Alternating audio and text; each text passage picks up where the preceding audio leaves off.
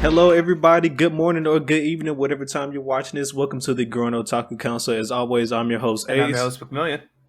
And we're back for another week of anime. And can I say it was a good week of anime here for the council? But as always, if you would like to join the council, become a member, and stick with us as we discuss all things anime and sometimes manga, then make sure you hit that like and subscribe button, as well as follow us on our social media so you can stay up to date on all the things about the council. And with that being said, council is now in session. Let the meeting begin. You throw me off every time you do that. Apologies. Every time you do that. But hello everybody. Welcome back for another week. Welcome to the council meeting. As always, we're gonna get started with some council announcements. For our first announcement we have here for today is I'm gonna start with this one. So everybody, One Piece fans, we back in action. Our episode finally aired yesterday Saturday. Congratulations. It was a good one in my opinion. Yes, I'm happy. I was down bad, for a good little month on my Saturdays, but luckily SPYxFAMILY came in on the Saturdays that last week or so and helped me out a bit. So now I got two animes to look forward to every Saturday. But yes, One Piece is finally back. Next week is looking to be a good ass episode because we finally starting the fight between Luffy and Kaido, and this shit's finna be epic. It's gonna be great. So for you anime onlys out there, which includes me, we've been waiting a long time for this moment to come, and we're finally here. We're finally here.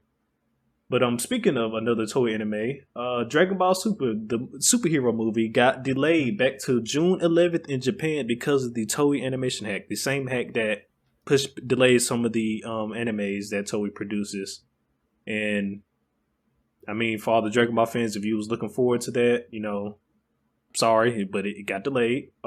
Probably, would have been better if they said something earlier, but maybe they didn't know that it was going to end up pushing it back for whatever reason. But due to the hack, they end up delaying it. Any thoughts on that, Million? I'm interested to see if this will affect the Western release, considering that it was also supposed to come out in the summer, and now it seems like if they keep it, Japan and the Western release is going to be somewhat closer to the original release, which could cause issues or just be good in general. Who knows?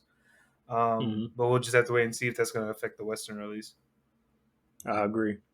Well, all right. Moving on from there, I'm surprised we even got this, but we got a season 3 teaser trailer for Demon Slayer. Yeah. And this is actually pretty good that we're getting this trailer this soon, because it lets you know that they're probably, ramping up on production a lot faster than we thought. So, which we assumed that was going to happen anyways, because the manga is over with, so all the material is there. All they got to do is just adapt it and put that bad boy on out. So what do what you think about the trailer, sir? It gave a sliver. It didn't show. I as the person who knows the story so far, it didn't show anything too important yet. But I think it gave it enough for people to get interested in and get the people who know what's coming hype. I was surprised though that they didn't show anything of a character it's a character everyone knows. I believe his name's Genya. He's supposed to be in this season, and he got no promotional art. He's not in the trailer. It's like they don't want him here at all. It's wild. You talking about the Water Hashira? Or no, that's the Giyu. Miss Hashira? Genya is the other character from the. He's the other character that was at the Demon Slayer selection. Okay, I know the angle. Yeah, but they've shown very little of him. He's supposed to be he's in this season actually a lot, and I'm surprised but they only show promotional art of Mitsuru and the Miss Hashira, and they haven't shown shit all of him. It's just funny to me. Okay, that's interesting. Well, yeah, I mean, I think I've heard back when season 2 ended that he was supposed to be in season 3 though, but I guess no. It's just funny that they haven't shown anything of him. It's just like Does he not exist to y'all? Like, what's going on? Listen, they waiting for the epic reveal. Okay, they waiting for the epic reveal. But moving on for our last council announcement we have here for today, our latest special episode number 6, our fall 2021 recommendations is now live. So if you haven't had the chance to go check that out, please do so and let us know what you think. But that is all the council announcements we have here for today. We're gonna move straight into our episode for today, starting with the Rising of the Shield Hero, episode 2, Footprints of the Spirit Tortoise. And I'm just go ahead and say this now. There was just a lot of exposition in this episode. Not much happened other than just talking. But as always, we're going to go through our quick summary and our major events. So, starting with our major event, the young lady that we met at the end of episode 1, she came back in this episode during the time where the Shield Hero was having a meeting with the Queen and the Allied forces. And it turns out to be that she is a familiar of the Spirit Tortoise. Thoughts on that, McMillian? That was interesting. I'll say that, like, so apparently we found out that she's a familiar and her duty is to basically collect souls. And the way that happens is that she enters a king's consort, if you will, and encourages that person, that ruler of the state, to engage in war. And the war and the basically resounding loss of lives, she collects and I guess feeds to the Spirit Tortoise. And the reason they do this is because the Spirit Tortoise was made in a way to help prevent or stop the waves from happening, like as an alternative, I guess, if like the heroes didn't work out. It's wild, honestly. It's a very interesting thing because I'm just like, okay, so they're meant to start war. I mean, and it's not like historically that's not like a thing that's not known to happen. Like that was like the age of spies, a backup plan, yeah, if you will. Like in the age of like spies and stuff like that, sending a woman in to basically whisper in the king's ear to do this or do that is interesting. It's just weird that it's related to a whole magical turtle thing, you know, like and not like some person. I guess, but I mean, I guess at some point the tortoise was made by someone to do it, but it's very interesting and odd now, especially with the fact that like she wants it to be stopped, but we'll get more into that later. Yeah. So yeah, that is interesting. So other than the main conversation that was happening between the heroes and the Allied forces, basically they were just trying to figure out who was going to take lead and who was going to come up with the plan to actually stop the Spirit Tortoise. But one of the most important pieces of information that we did get from this whole entire meeting is one, yes, we learned that old girl was a familiar, and then how she mentioned that this tortoise was here to stop the waves. But something even more interesting was happening is that we found out that the spirit do in the event that the Spirit Tortoise's human familiars were killed by like the heroes or something, they were supposed to tell the heroes how to break the seal on the Spirit Tortoise in the event that for whatever reason the heroes couldn't stop the waves themselves. But due to legend, apparently they're supposed to break the seal on the Spirit Tortoise and have him go kill thousands of people to collect souls, and that way stop the wave that way. Which is pretty damn interesting. So, we've been talking about this quote unquote, world backup that they got.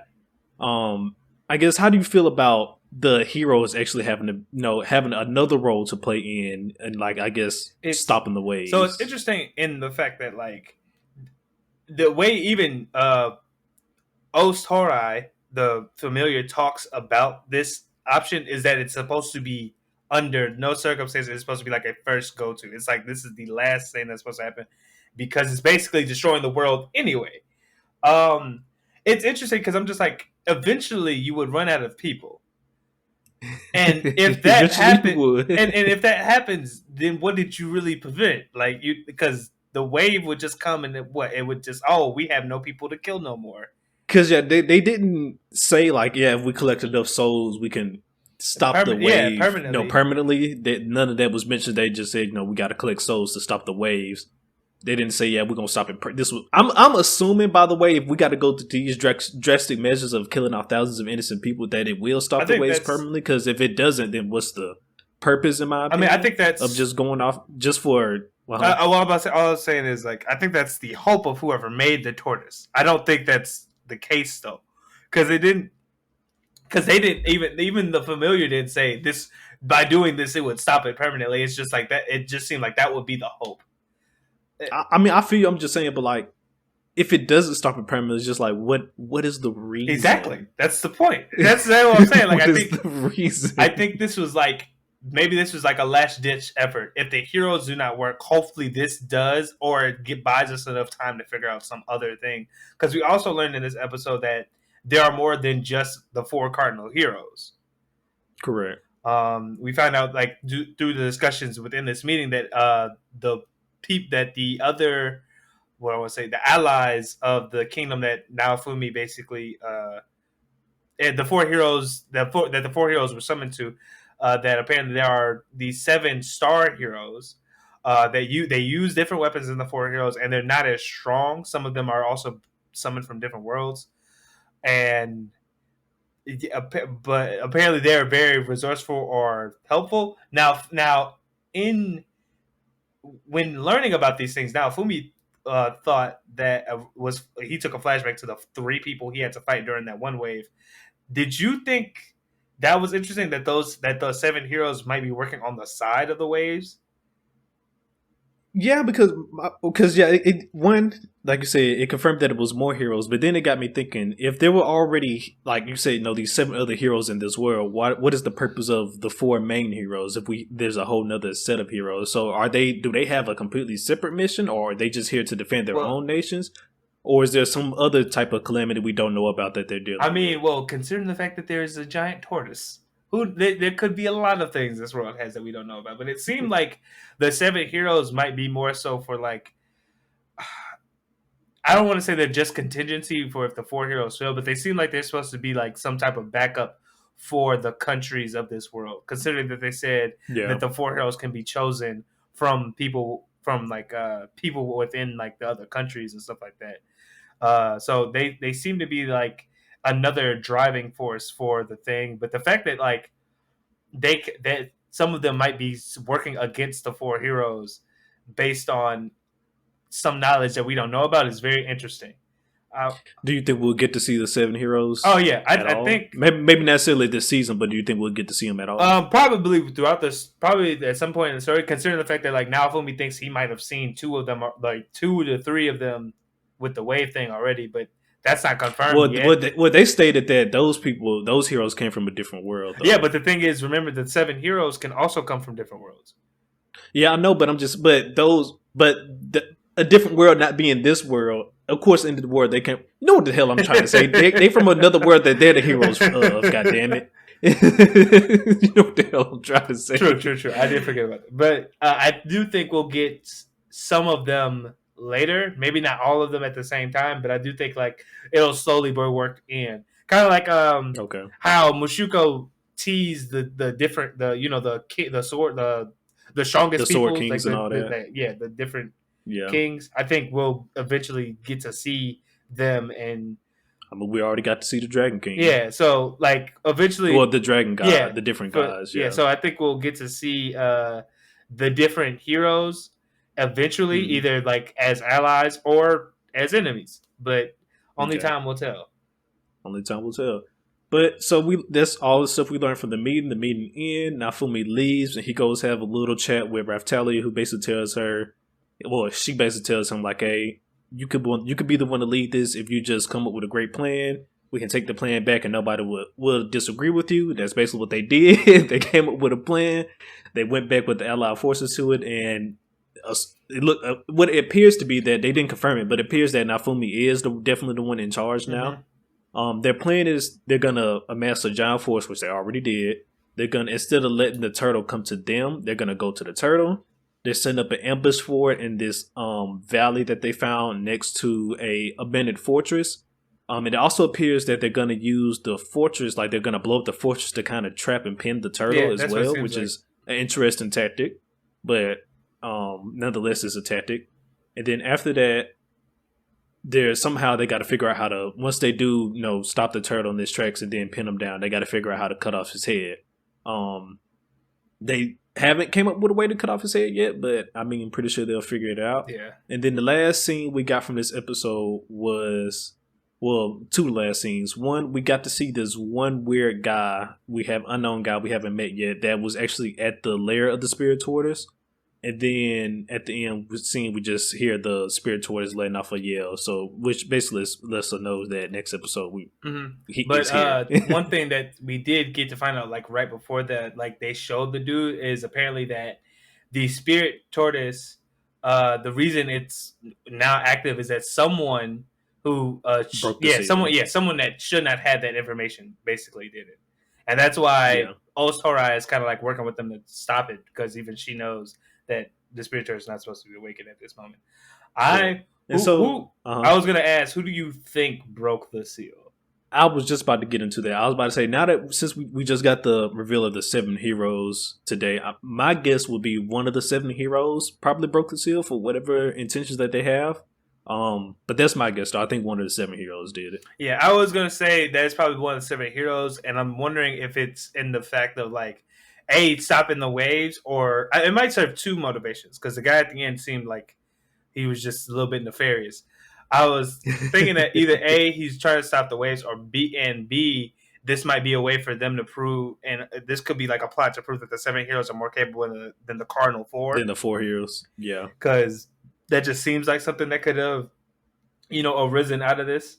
The fact that like the Hmm. four cardinal heroes are of legend, and we just like we've been, well, granted, the one of the main characters are four cardinal heroes, so we've been known about that reason. But also they're like world famous, while the seven heroes seem to be like an afterthought. So I feel like that Yeah, could like cause, if the cardinal heroes if they was A celebrity status, the seven heroes they're like a B or C mhm, celebrity which could status. cause some strife between the two groups. So it'll be interesting to see like where this all goes as we move forward through this season. I agree. So do you think? Well, one thing we did, I guess, forgot to mention is that when the spirit tortoise did let out that screech, it was at nighttime when the Allied forces was just chilling and stuff, waiting for the next day to Oh yes, set up that's the right. ambush. Do you think? I guess with that being said, that somebody may have tipped off the guy, whoever broke the seal Well, on his spirit tortoise, and that he's just going on a preemptive strike. what's interesting is with that is that it seemed like at the end he was looking over like some crystal ball type thing situation. Mm-hmm. So maybe he's able to, I already yeah, saw, maybe he's yeah, able see to what's going view on. uh the situation, and that's why he's like, oh, they think they're getting the jump on me. In fact, Plot yeah, in twist. fact, let me show you what's about to happen. Because it could. We don't.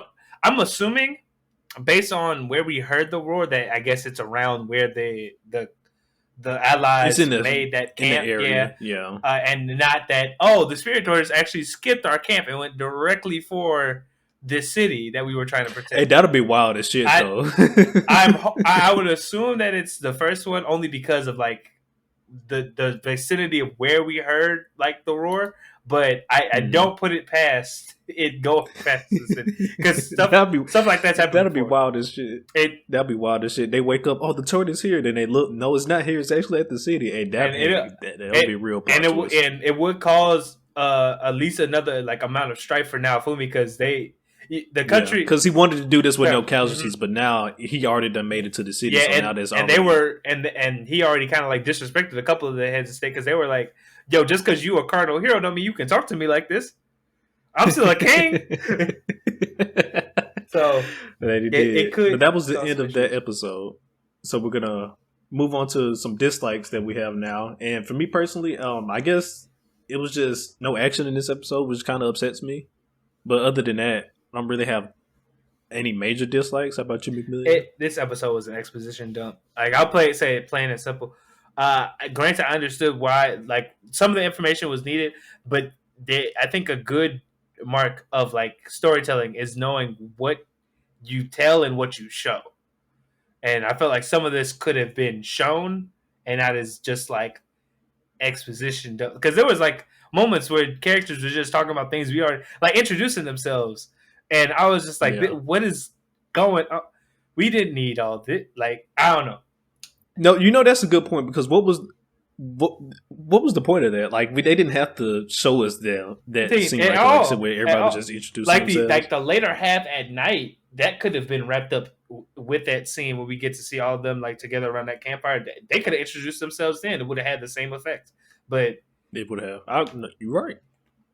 You're So right. I that's my agree. thing. I think some of the fat of this episode could have been trimmed down and like concise more. But Now I've been hearing talks that this season might technically be being rushed. Do you feel that way? the way this episode started, I could kind of see it because we end off with Naofumi and them saving like a small town kind of, and then immediately we're whisked away to this general meeting with characters we have not met, with like leaders we haven't met before and stuff like that, to where they were like, "Oh, a capital city was destroyed." And I'm like, "Where?" Because they didn't show. There was no shown. There was nothing shown of that in the last episode. So I was like, I mean, I get if you say so. I did. We didn't get to see it, but yeah, I mean, like not everything happens on screen in anime. That's fine. But I could definitely see where some people are like, "Yo, this feels rushed," because there are certain parts of it that I feel like we are not seeing, maybe. Hmm. And I've heard in certain cases with certain isekais, because of like how saturated they are, because for to create a fantasy world you got to explain a lot, and sometimes animes will trim the fat off of that, like apparently, not to get too far off, but like slime, people say, is missing a good portion of its like downtime days from the Hmm. anime, like because Carabitis or something like that, there was apparently a whole chunk of stuff that is like taken out of the anime. So I mean, unless it was like necessary lore that we needed, I don't think it's bad to skip some yeah, downtime I don't stuff. think it's bad to trim stuff, but like, so I all I'm just saying is like maybe there are certain small parts that we're missing that we don't know about because we didn't read the light novels Correct. or No, the manga I feel you. adaptation. So Okay. No, I feel you on that one. All right, well, moving on from there, we're going to talk about some favorite scenes for this episode. And honestly, I'm surprised I even have one for this episode here, but I do got one small episode, favorite scene for this episode. And it was when they was doing a montage in this episode. I can't remember exactly. I remember they was setting up, getting all that mm-hmm. stuff together to fight the spirit tours. And at the end of it, they showed Nafumi feeding the troops and whatnot, and you just see fucking Philo there with this fat ass bowl standing there waiting in line. That shit was funny as I hell. do remember that. I do remember that. Yeah, that was a good time. Like, as much as this episode kind of like was not the greatest, at the end, the little ending half parts were really good. Like, because my favorite scene is actually a little bit either is after that, when they're all around the campfire and they're basically kind of explaining their situations to each other.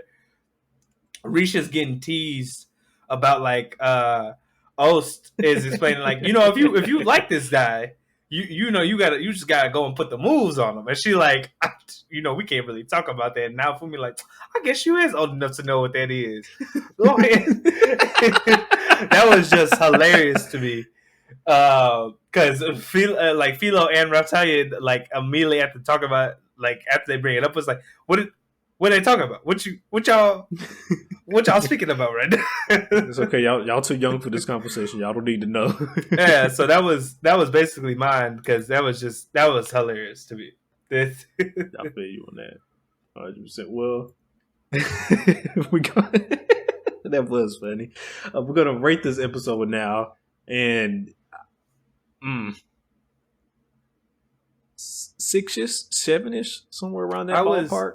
so when I wrote my notes, I was feeling generous, and I think I gave it a 6. I'm actually think I'm gonna put it at a 5, 5.5. It's just, and I'll say why I like this anime, and I don't think this was a terrible episode. It was not good, in my opinion, because it was just, there were moments, like just like I said before, there were moments that could have been put together that could have made this shorter or gotten us Yeah. to a more impactful part sooner.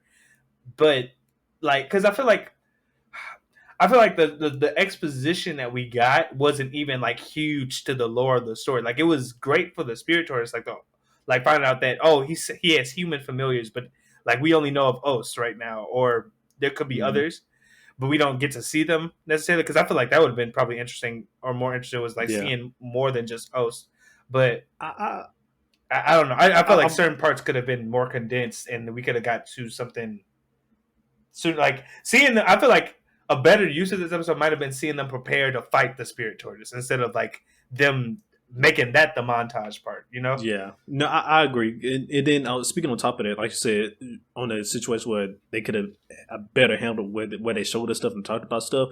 I think one of the main things they could have did, like you say, for instance, they talked about how one of those great nations or cities got destroyed, right? Well, you could have started showing footage of that as we're just sitting here listening to these motherfuckers talking during this long ass meeting. Like that could have been something you was playing in the background while we're still listening to them talk about what we're gonna do for the spiritual orders. Or even, like you said, they could have been showing us small stills and frames of different, tortoise familiars that we might not ever get to see, but just see them anyways, just so you know, hey, this is what some of them did look like. Something like that. We could have saw some of that during the meeting and stuff as well. So, like, I do agree with you. It was a lot of stuff that they could have did differently with this episode.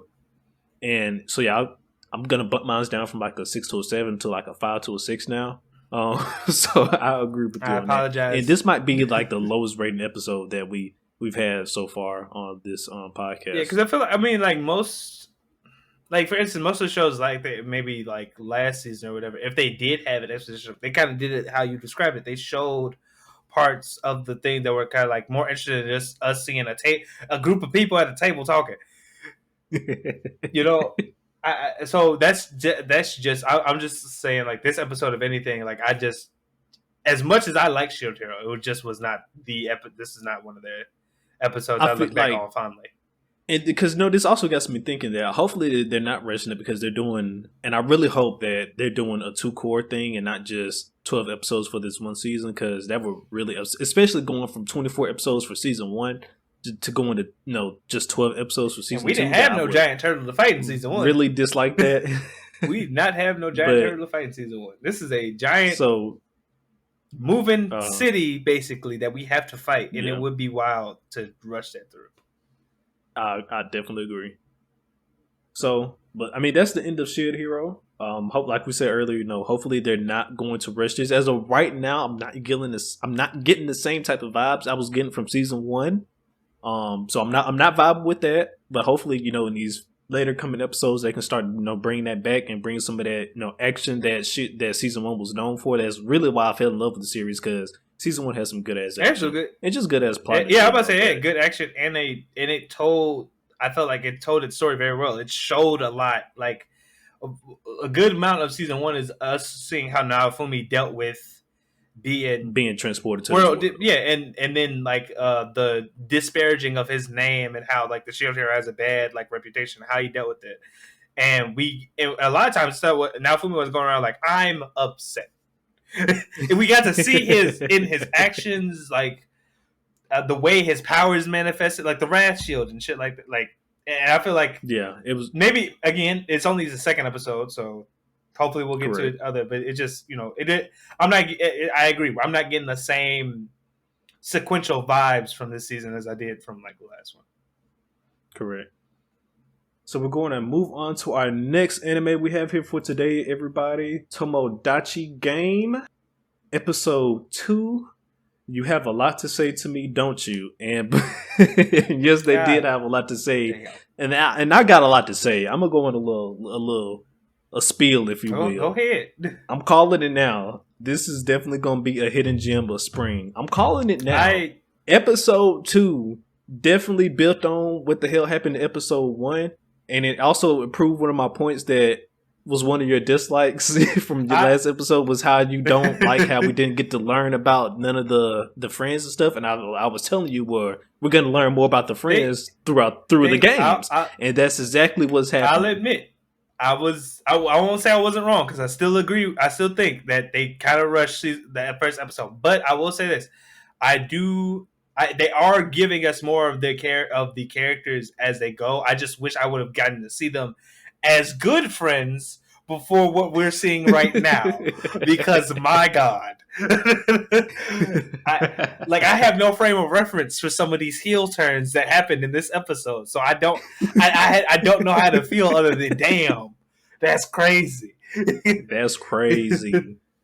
But going on to our quick summary / major event. So starting at the beginning of this episode, we finished last game, and they pass it. No surprise, because we got to keep things rolling. They passed the game, and we're moving on to the next game. Before we move on to the next game, Yuichi tried to pull a quick one on everybody. And he was like, well, as everybody was walking away, he was like, "Oh, I got to tie my shoes. I'll catch back up with you."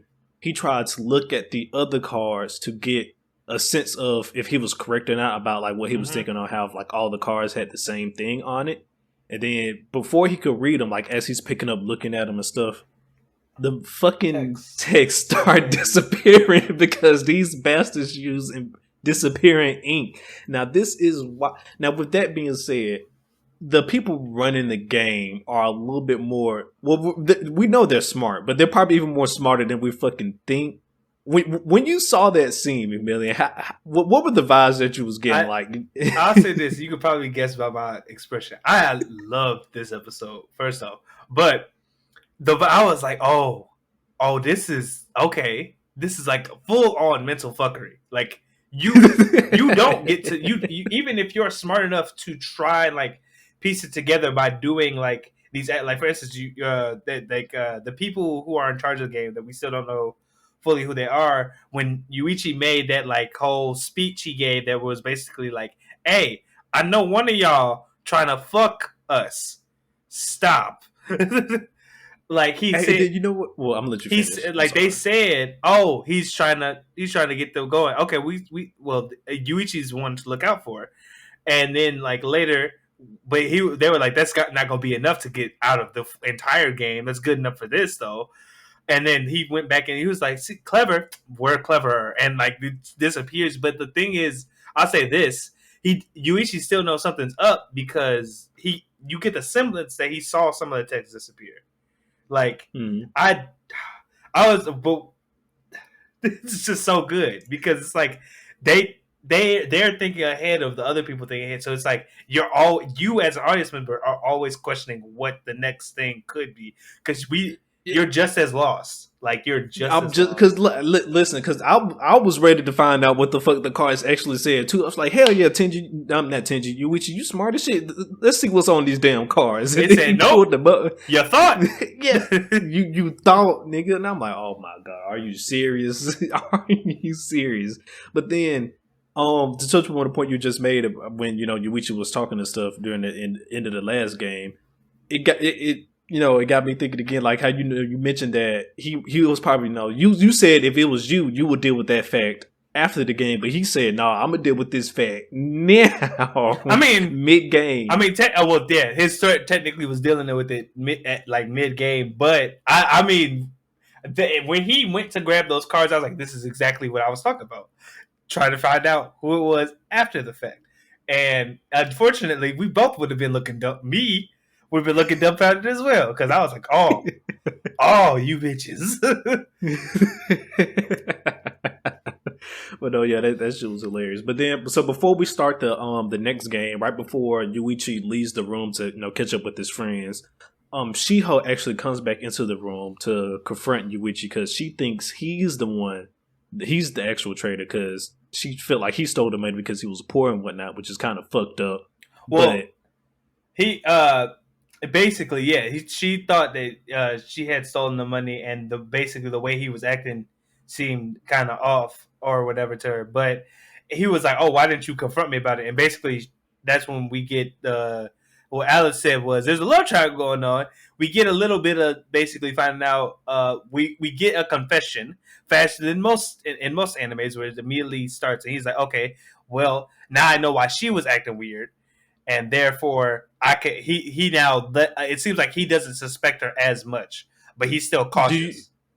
Do you think she's using that to advantage to kind of, I guess, play with Yuichi's mental and try to get information out of him? Okay, so here's the thing, and this is why I like this episode so much. Because I do, because before I let you go, because I do think she actually does like him because of the flashback that they show in episode 1. So I'm not saying that she actually doesn't like him, but do you think she's trying to use that to her advantage, though? So here's the thing, I think that she's not trying to use it to advantage. I do truly think that she likes him, especially since we found out that her outburst cost her some money. That it did. I think she truly does like him, and I think she isn't trying to. I don't think she's the one trying to betray people. The thing is, though, I also have a tinge of doubt because they framed it so they're the way they're framing this show and the way like the story is being told. I am just as aware as Yuichi of like I don't trust none of y'all right now. Like I'm cool with y'all, but shit is shady as fuck right now, and I don't know which way to go. And basically, that's how I feel. Like I Yeah. don't.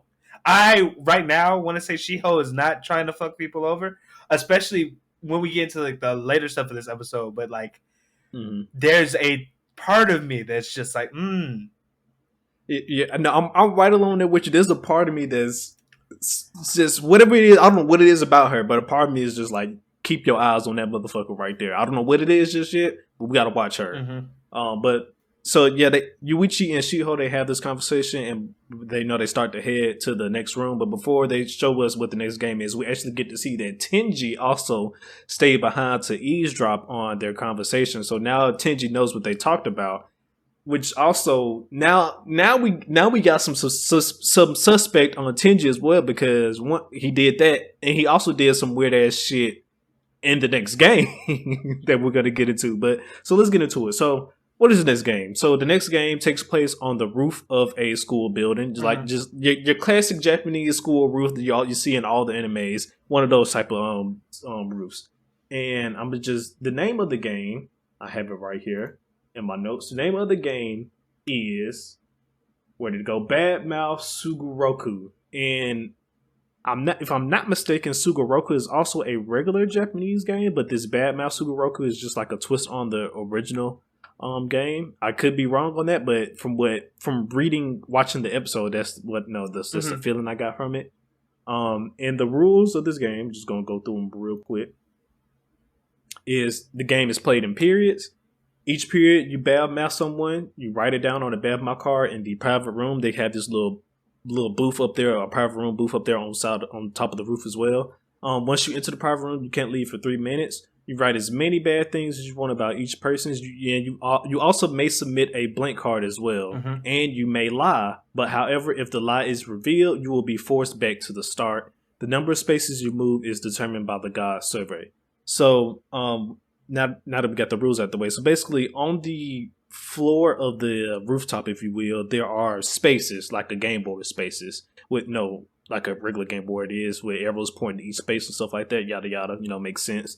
And we also learned that there's actually people watching them play this game, kind of similar to how Squid Game vibes, exactly like that. How we was legit Squid Game vibes. There's people at home, or wherever they're at, watching these people play these games, and they actually participate. In the viewers, if you actually participate in this game, and they're referred to as the God Survey. So basically, what happens is whoever they write stuff on the badmouth card, and whoever has the most. I guess if you feel like you can't trust that person, you will. If you just don't like whatever somebody wrote on that card about them. Whoever has the highest score actually moves the most spaces. And we're going to tell you why that's important right now. So basically the gist of it was that or at least the quote unquote tactic that the friends wanted to try to use was that everybody leaves a blank card. We all move together on one space up because whoever, this was also the last rule. Whoever is left on the board at the end of the game occurs the most dead. Yeah, they incur the most debt. So to stop that from happening, if everybody's off the board once the game ends, nobody occurs the most debt. So their plan was to move one space at a time alone together by nobody writing cards. But however, the kicker is every time they fucking move a space, they lose money. Yeah, it's a condition because one of the spaces they hit or not lose money. I'm sorry, gain debt. Yeah, it's so. And it seems to change because one of the condition spaces that somebody hits this episode, Shiho, I believe, actually was like a net loss. Like you either gain or lose a certain amount. So the conditions are different. It's kind of like Mario Party in a way. And we slowly devolve into disaster. Alex mentioned it, but Ace mentioned it, but basically, Tenji is the first person I believe to crack.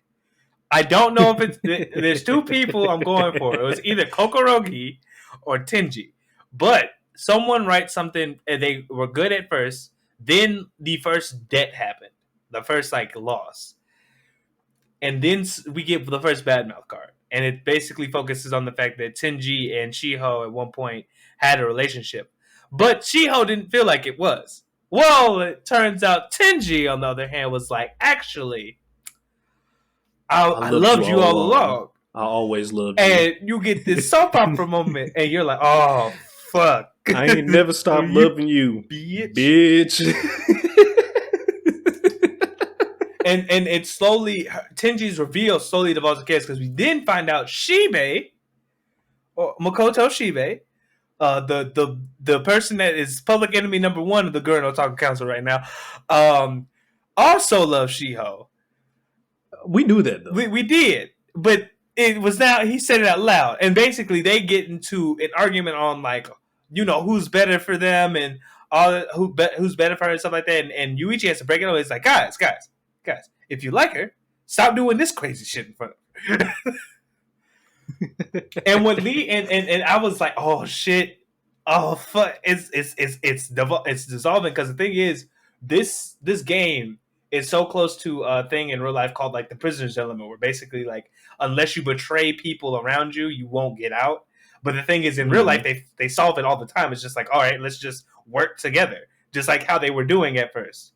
And it just, now it's dissolving. And I was like, oh fuck. And what makes you think it was Tenji, obviously, is he held back to listen to eavesdrop. Bet money it was Tenji. I'll bet money right now it was Tenji. And the fact that like it led to his big reveal. Also, he was super calm the whole time that was getting read. Like he was too calm. Now, okay, I will say this: it's either Tenji or it was actually Shiho herself. Because, like I said, you still got to keep your eyes on her. So she could have actually leaked the information out herself. Okay, so it's because only two people would have known that, either her or him. So it's one of them. So, the only other thing I was like, the only other person it could be besides Shiho is Kokorogi, or I don't remember her first name. The other girl, Yutori. Yeah, Yutori. Well, unless Shiho told her about that, how would she know? So that's what I'm saying. Like, I think because she didn't react when it was brought up, and she was like, "Oh damn, Shiho, you got all the boys after you. That's crazy." And you see, that's why. And you see in her eyes, that's why. Like, you see her have the tsundere eyes, like, "I'll kill you, bitch." So now I'm like, oh, okay. We got 3 crazy people in this. Yo, like, no, I am enjoying the fuck out of this anime. Boy, that shit was wild as hell. This shit is wild, because slowly every episode, has only been 2 so far, but it's just like, 1, we're learning more and more about each character, and then 2 is just like you said, the whole premise of the game is like built upon like trusting your friends, and in the relationship that you built with your friends and stuff like that. And then every step that we take, every move, and stuff that we're going along is just more and more deeper distress that you're feeling. It was like, damn, are these people really my friends? Can I actually really trust these people? Are we even gonna make it out these damn games? It's crazy. It's just crazy how good they're illustrating, because I feel like if in real life, if you put a group of people in this is probably how it would slowly dissolve and break down. 100%. Like, no matter how close knit they are, but unless they were just 10 tones down, no matter what happened, like, we gonna deal with this when we get outside. That's the only way you make it through this, because like, they were 10 toes down when they started the game, but then as they saw that not every space was the same amount of debt that you incurred, they got the thing that was like, oh, it's not the, because they got their first card that was like minus 500,000. They looked, they was like, it's not the same amount. And old Bub was like, of course, why would it be? Yeah, and obviously, as one person broke, everybody else started broke, to the point where like we find out something super interesting about Shio. And that's the fact that apparently she went through plastic surgery. And it seems Shiho is extremely upset, probably wouldn't be the right word, but guarded, maybe, about this information, because her reaction to like Shibe finding it out is like very like, yeah, what of it?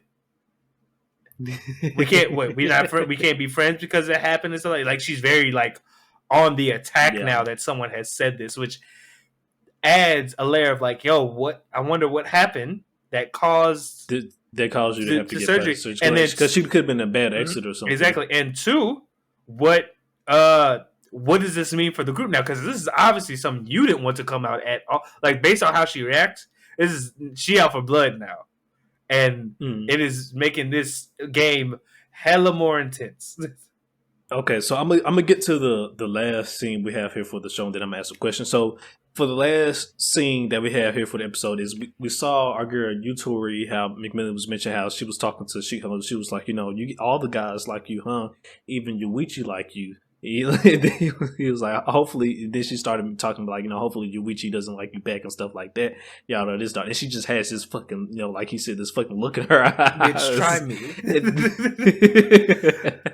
And then we skip from that to just the rest of the guys just talking about the game and stuff like that, to the very last scene where Yutori just out of nowhere just breaks the fuck down and just starts screaming, crying, and yelling and shit like that. And I'm just like, the fuck is wrong with this girl? What just happened? Did She-Ho say something to her to make her act like this, or did some? We don't know what the hell happened, but she just broke down. But I digress from that. But the question I wanted to ask you was, do you think the God survey, quote unquote, has more of a role to play than just voting? Do you think that maybe they're also actually writing down some of this stuff on these cards? Oh, because because the people that that are running the game, I'm pretty sure that they know a lot about the people that they bring in to play the game. So it wouldn't be far fetched for them to know information on them and to write stuff down on the cards. I'll say this: even if it's not the people running the game, it'll have later repercussions in the other games after they get out, because somebody's gonna be like, "Who the fuck wrote that shit about me?" Or "Who said this?" or "Why did you say this?" Because there's no way this does not. This game specifically, last game, I was like, "Ah, shit, this gonna carry for the rest of the time they're here." This one, this gonna stick to the ribs, because there's no way people are gonna take you revealing their secrets lying down easily. So even if it's not the people running the game, it's definitely gonna have.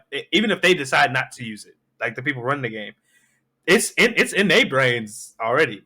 This is going to be something to carry, because let the next game be something where they have to save each other. I remember you wrote that shit about me last time. Fuck about it here. I don't know, but it's. I could see them using the information, taking the information that they have given them so far, and using it later. It's definitely a loaded gun type of situation, and it's getting real good. Y'all know, this is getting real good. This episode definitely made me glad that we picked this for one of our lineups. But yes, it's getting real good, and I don't know. I just feel like maybe somebody else is writing information down on these cards as well. Maybe it's not just I could be wrong. It could just be just the friends writing stuff down on the cards. But something about it just making me feel like there's a third force intervening. So that's just my little hunch. I could be totally wrong. It could be. I mean, they had technically the people running the game were interfering in the first one, so it's not too far to say that it could be a theme that runs throughout. We'll just have to wait and see. Correct. So we're going to move on to some dislikes for this episode today. And nothing. I'm enjoying myself. Sue me. I have the same way. Sue me. I had the same way. Same way. Just like I said, the only thing I could even remotely say, and it's not even about the episode, it's just like I said before, we didn't really get a chance to see them when they were all tight, thick as thieves, really. And I just feel like maybe it would just add more weight to it. I don't think it would deter my enjoyment. I probably enjoy it more, honestly, but I think they're doing a good job with how they're setting it up right now. So, yeah. Like I said, I'm enjoying it. So going from their favorite scenes, so two of them are kind of intertwined. Okay. Yuichi coming out of the gate on 10. The beginning of this episode, just I'm not here for none of that shit no more. I loved, because I was like, yes. He said, "My boy was like, I'm straight here for toxicity." He's like, I am getting to the bottom of this shit regardless. That's what we needed. If we needed anything, that is what we needed. So would you, speaking on that exact scene, would you have done the same thing that Yuichi did, or would you have waited till the game was over with? Probably done the same thing. Same as try because in my opinion, if we're going to deal with this bullshit, and if I don't have a reason to suspect the person after me, I'm gonna try and do my very best to make sure that we all end up equally. Because fuck you, motherfucker, whoever you are, fuck you. Yeah, I mean, yeah, I don't know if I necessarily would have done it mid game like that, but definitely after the game would have been like, all right, motherfuckers, which one of you is it? Because one of y'all playing with me, and we finna get this together right now. Either way, it needed to happen. I just think the one doing it mid game is a little bit more like clever because it's like, oh, you can roll that out as a joke or something. Did you know what? And then, yeah, I'm gonna touch upon this in our episode rating. But my favorite scene from this was basically after that scene where Yuichi and Shoho was talking, and right before they cut to the next game, you just see the boy. Oh yeah, because you like that. I forgot you. Yeah, it's like one of your favorite things in anime is the he just chilling in the cut, and you just see him put up the glass. I'm like, yeah. I'm not gonna lie. While that was not one of my favorites, that was a good suspense moment because I was like, what's going on with it was really good. Yeah, so my last one is basically something I mentioned during the episode, which was Kokorogi showing us that glimpse of the crazy bitch inside her. Because up until that point, I was like, okay, well, whoever wrote this, Tenji is obviously the one who wrote this note. There's no doubt in my mind because no one else got no beef with her. And then here this little innocent bitch come and like, well, actually, Jay, I'm insane. I was like, all right. So now I have to watch everybody. Because at first I'm like, okay, these are the people that I most likely suspect. And then she come out of my peripheral and just right here, focus. Yeah. If I had least suspicions on anybody, it definitely would have been Yutori. But then, like you said, she just gave you that look and just like, okay, well, where the fuck is this coming from, exactly. Yutori? What the hell was wrong with you? So I definitely got my eyes on it a little bit more now. She probably didn't really jump my suspicions list as of yet. But definitely she got some points on the suspicious list though. I'm watching her now. Yeah, 100%. And then I don't know if I can really count this as, well, I'm gonna count it anyways. The moment where the friend group realized that all the spaces weren't the same amount of debt that you was going to incur, because right before that you saw them like they step on the first space and they was like, oh, we lose debt, and then you see Yuichi count up all the money that they'll lose mid game and stuff like that. By the end of the game, it's like, we'll lose such and such this much if we make it to the end, and then they step on the next one and it's not the same amount. Then he looks like that Mr. Krabs meme. He just start looking around like, "What? Wait a minute!" Yeah. I was like, "Yeah, boy, you thought." No, that was a good one too because it was just like, "Oh, this is so this is the game." Yeah, man. Yeah, you thought. Yeah, then that was in that moment right there. Let me know. I was like, "Yeah, we finna get down to some shit now because somebody gonna crack." And I knew after that, like I said, after that second step, somebody was going to crack. And boy, did somebody crack. We got to the nitty gritty, boy. Down, yep. Hell yeah. But you got any other favorite scenes? No, that was it for me. Sounds good to me. We're going to go ahead and rate this bad boy, and I got to give it a solid 8. I'm going to give it a solid 8. Say. A solid 8. Nothing more, nothing less. This, like I said at the beginning of this, when we started talking about Tomodachi Game, we're slowly starting to learn more and more about each friend from the group. I'm loving that. You're starting to grow your own suspicions for like different characters, and like the show gives you a reason to like. One person might, out of everybody watching the show and stuff like that, other people might be suspicious of a certain other person, but for certain reasons or something like that. So it just gives you. I like that aspect because somebody could be like, "Oh, I don't like Shiho. I'm watching her." Then another person be like, "Oh no, something's up with that Tenji guy. You never trust a motherfucker with glasses." So you just always. I love that aspect of the show of it right now, and it gives me. And I know I said this earlier. It gives like such a what's the name of it? Squid Game vibe, but it also gives me another Netflix anime vibe. It's called Alice in Borderland. I don't know if you ever watched that, but watch that shit. And if you ever watched Alice in Borderland, you will understand why I say it gives the same vibes, because Alice in Borderland is also, it's very similar to Squid Game, where like you have a group of people that comes together and play games and stuff like that. But in some of the games, they have you turn on each other and shit like that. And man, it gets, that shit gets crazy in that show, and I'm getting that same type of vibes from this show as well. I'm, like I said, I'm loving what I'm seeing so far from Tomodachi Game. Really, really solid anime. I'm enjoying the fuck out of it right now. I can't say much more than that. It's this episode is really solid, and just like my previous point with last episode, one dislike is slowly being addressed, where I'm getting to learn more about them. It's just I do wish we could have seen what they were like before stuff started breaking down. So do you think basically episode 1 should have been us seeing them, how good of friends they are, and just basically like in the episode with them getting kidnapped or something like that? Maybe it's just like maybe a little bit more flashback. I don't know how much time they had to spend on it, but the thing is, all I know is that from what you told me that you're good friends, but I don't get to see any of that. So I feel like, because I feel like with this whole like, oh shit, people are turning on us feeling, I can also get like a little bit of heartbreak, because I'm just like, because like but y'all used to be so good. Like for instance, ALT, we got to see the breakdown of their friendships was like, oh damn, but it also had like a little bit more weight because we got to see what made them such good friends in the first place. I mean, they was fighting for their lives out there. So it's just I feel like a little bit of that would have been appreciated, but regardless, I think they're doing a great job of what they have left. Before we move on to our next one, I gotta make this a part of the thing when we watch Tomodachi. Do you still think it's Makoto? That's a good ass. That's a good ass question.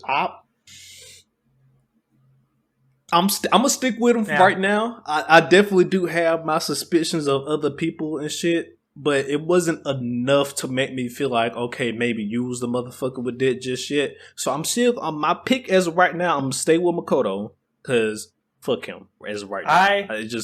I'm gonna stick with him. I'm not switching. Tenji is slowly getting on my radar as far as the person who started this whole bullshit, but I'm still thinking it's Makoto. I'm gonna stick with Makoto. Yeah. There's something about him still says like he was the one that started this, especially with how emotional he got from finding out that other people liked certain people. Like I was like, okay, you are a very emotional acting person. I'm just good. Listen. He as of right now, he is still Gurren Otaku Council suspect number 1. All right, this episode didn't change that, but this episode definitely raised some suspicious levels on other people. But suspect number 1 is still that motherfucker right there, Makoto. Now he ain't got demoted just shit. He's still number 1 in my books. I'm glad you asked that question. I think, like I said, we're gonna keep that question going until this season is over, and or until we get an answer. Because hopefully, I don't know how long the manga was, which will give us like an insight on how long we'll be seeing this anime. But it's pretty good, and I think we found a sleeper hit for this season because I'm not seeing a lot of people talk about it. I mean, well, as the weeks, like the second week are going by, I have been starting to see it get traction in the community a little bit more. So people are definitely starting to view in and catch. Well, hopefully this will be like. Well, I won't say it'll probably be as big as Ranking of Kings, but hopefully it'll have some effect like that, where it started off slow and then as it goes, more people get it because it's good. It's a good one. It is definitely a good one. And so we're going to move on to our last anime for today, everybody. Spy motherfucking Family. Episode 2. Secure a Wife. Thank you. Secure a Wife. Episode 2, Secure a Wife. And once again, before I start this episode, I got to say it as well. I'm enjoying the fuck out of Spy Family. I'm loving it. I'm loving this slice of life comedy / anime. I'm here. I'm here as for a person who, like I said, started the manga was very early and has forgotten most of it. I am refalling in love with this series all of it. This episode had me cracking the fuck up. Fucking hilarious.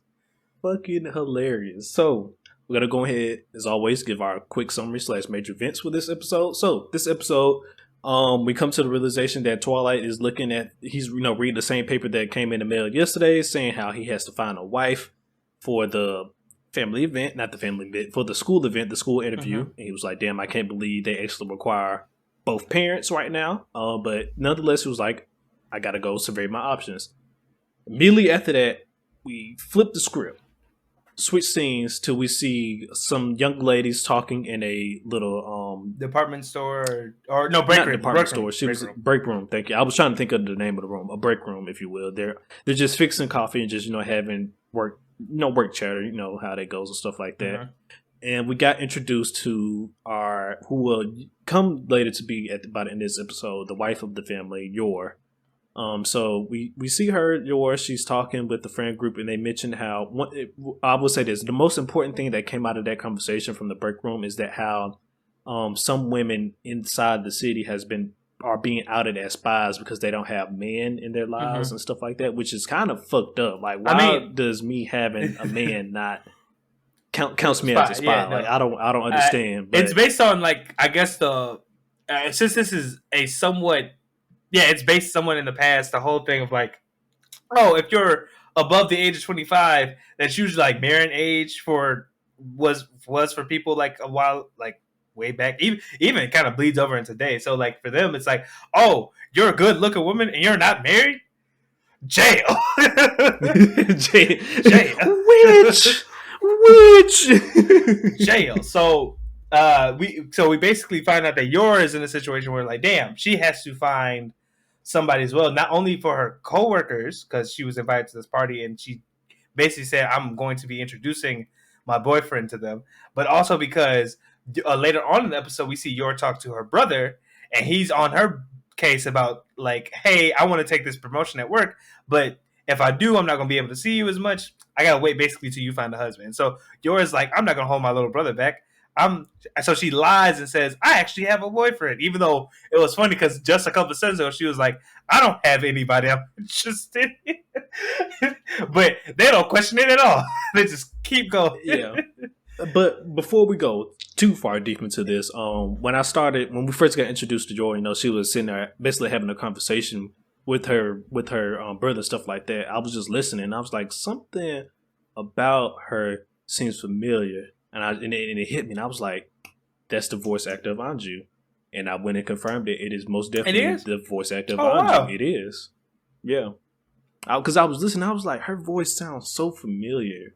And it just hit me. I was like, that's Anju right there. Like, I can hear it. That's fucking Anju. Hey, look at she just, hey, that whole voice cast for 86 deserved to be booked and busy. So I'm glad to hear it. But correct. Yeah, so we go through the events of this episode where basically we find out that Yor is she also needs a person. And then we get to the plot twist. Or maybe not the plot twist, the thing that connects our characters. Yor gets a call from this man called the shoe cleaner or keeper. I believe it's shoe cleaner. Regardless, I think it was shopkeeper. Shopkeeper. Like okay, shopkeeper. My bad. I skimmed it real fast.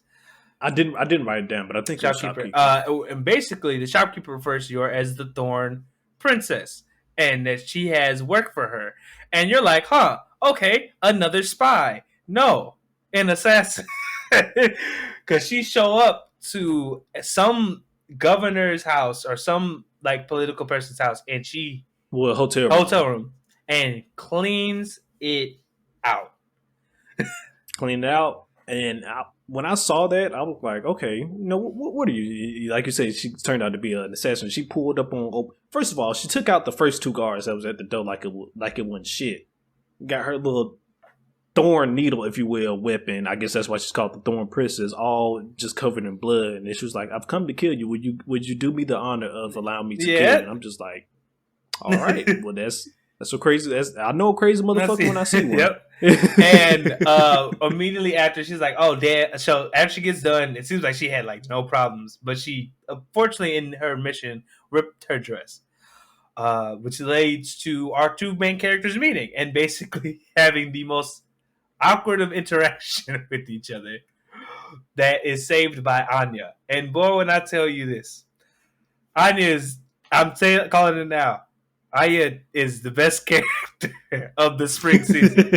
My God, because No, that shit was the hilarious. way she pushes them together is basically like in their head they're both like, oh, I can't. This person has a child.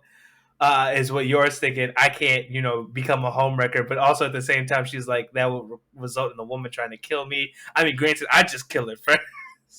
The whole time this is like, whoa, what the fuck?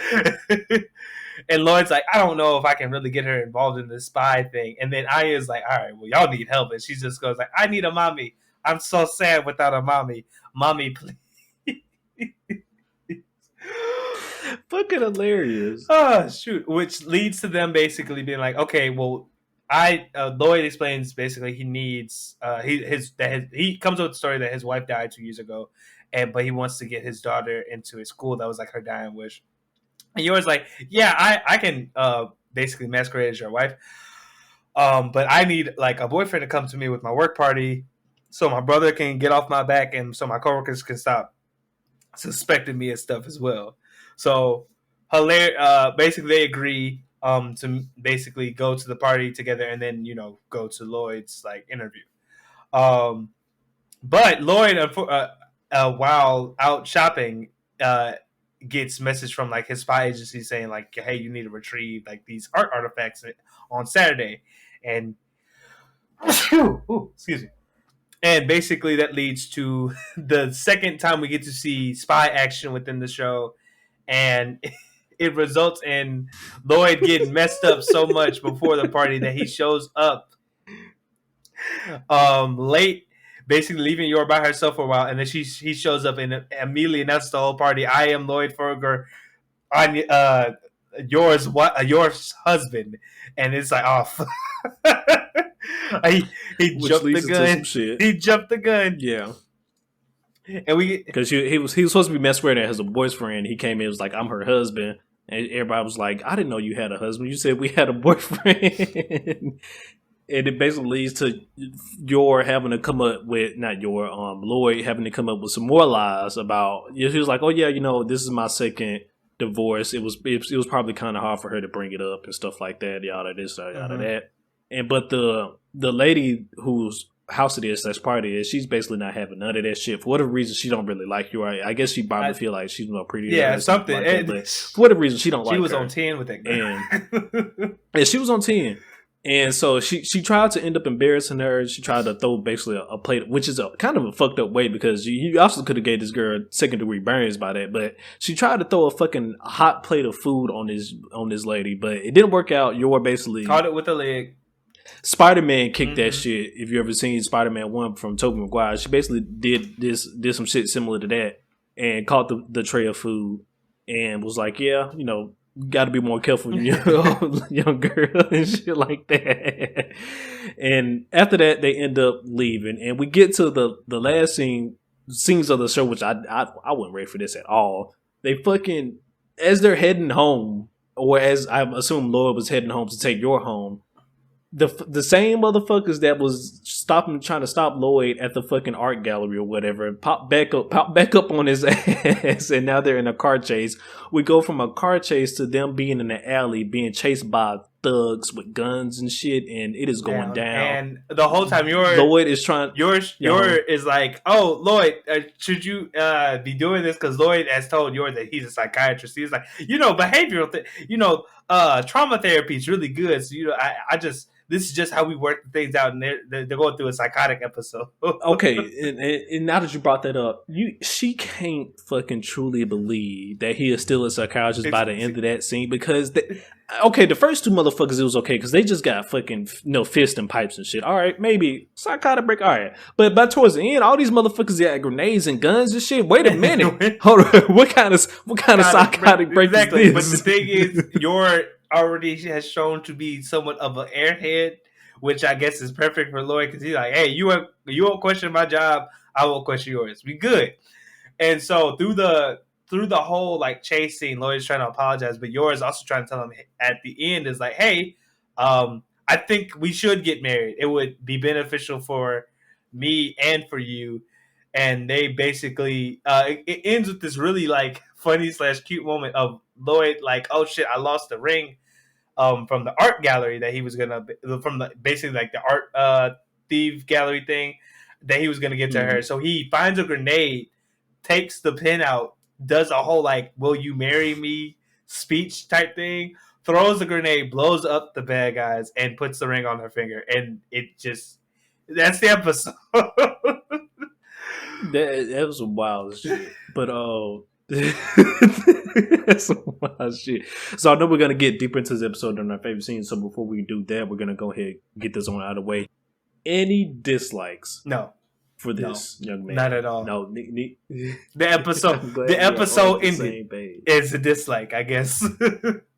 I'm glad we're on the same page. I don't. Once again, I don't have any dislikes for this. I'm thoroughly enjoying the hell out of this anime. It is both funny, comedical, and it even has small little action moments in it that just makes it even a lot better. Mm-hmm. So I mean, I'm here for everything that Spy Family is bringing right now, and I'm along for the journey. I'm along for the ride.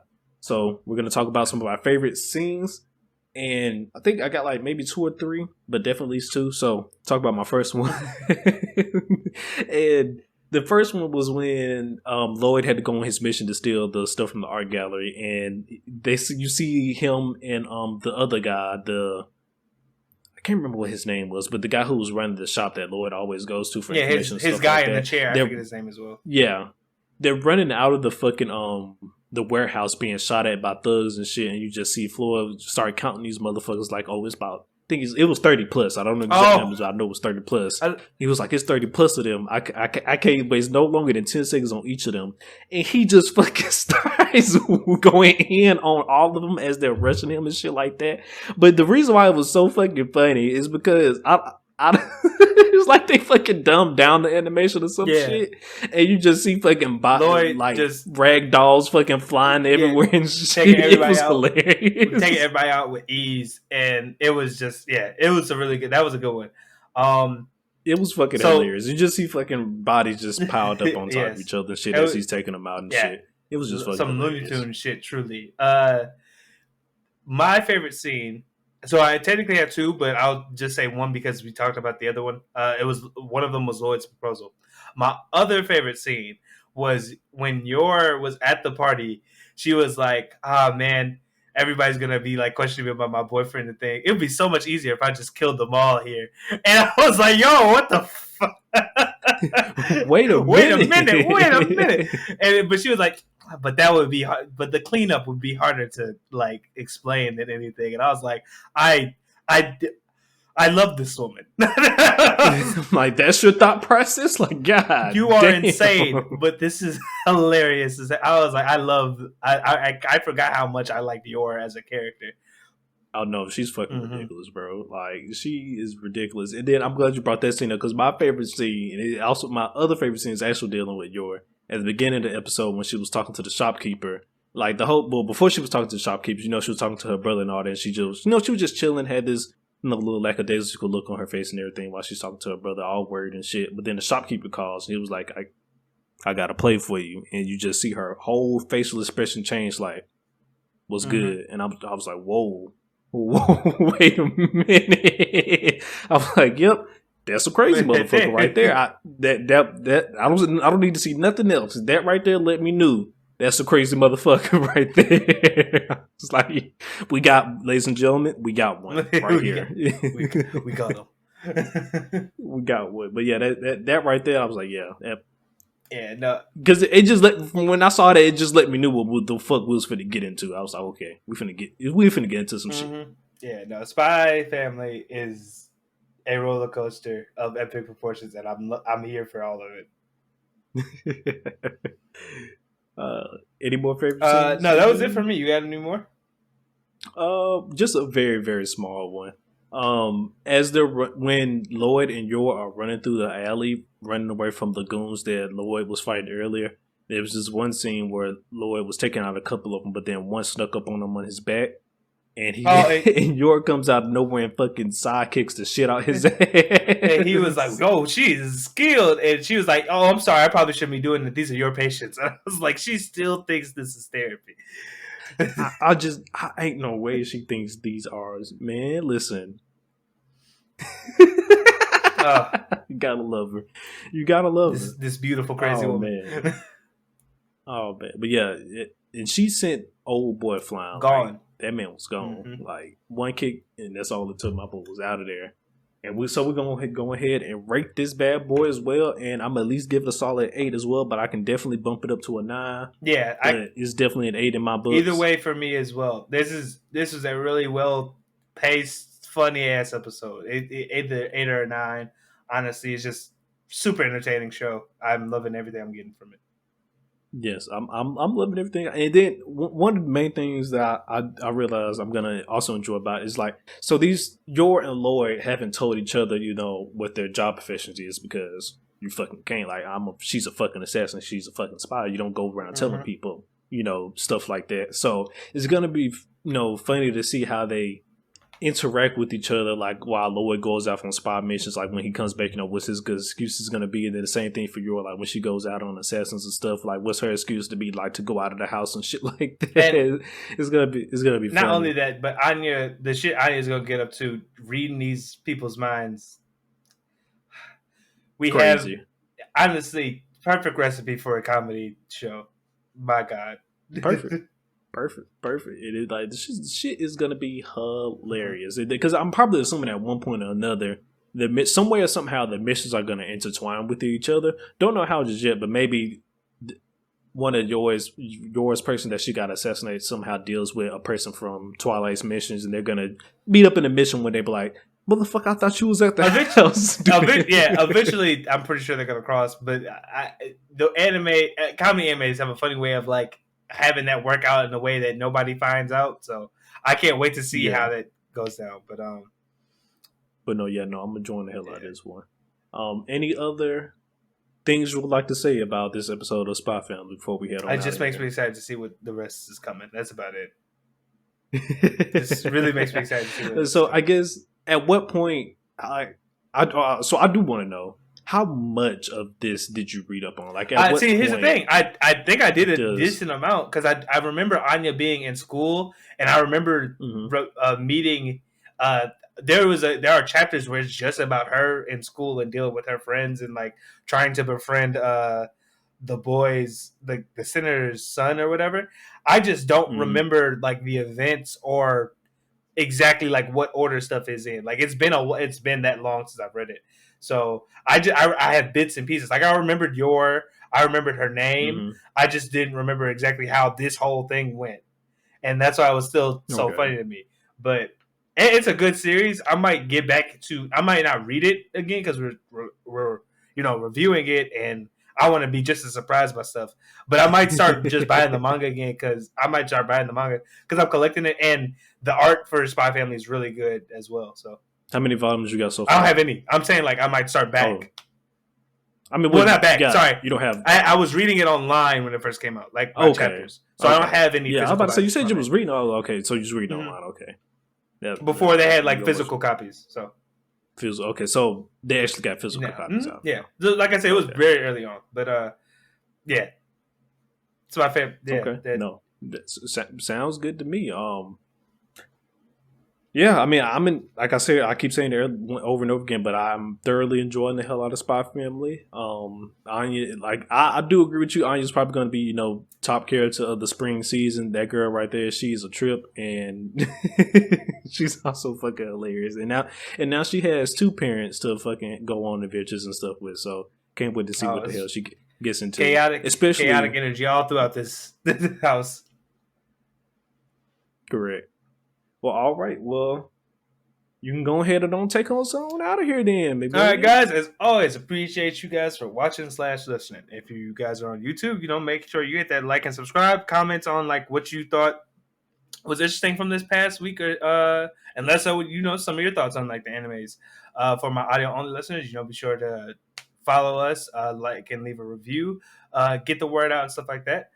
As always, guys, you can find us on our social media at Gurren Otakus on Twitter and at Gurren Otaku Council on Instagram. Guys, I hope you have a wonderful week. Appreciate you for coming. Meeting adjourned as always. Peace.